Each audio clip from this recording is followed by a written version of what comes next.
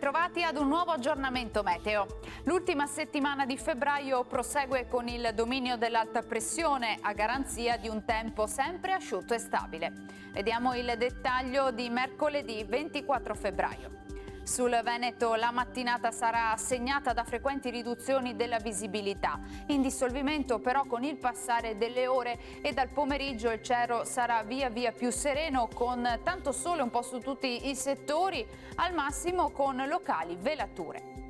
Clima primaverile con temperature in ulteriore lieve aumento e oltre la media del periodo, minime tra 2 e 5 gradi, massime invece con punte addirittura di 18 gradi. Ci spostiamo ora sul Friuli Venezia Giulia, dove lo scenario sarà lo stesso, prevale un ampio soleggiamento ovunque, vedete, salvo per qualche nebbia mattutina. Temperature minime tra 4 e 7 gradi, massime sui 16-18 gradi.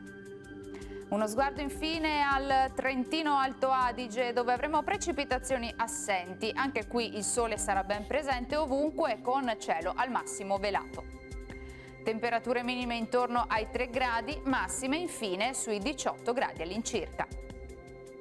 Dal meteo per ora è tutto, vi auguro come sempre un buon proseguimento in compagnia di Antenna 3.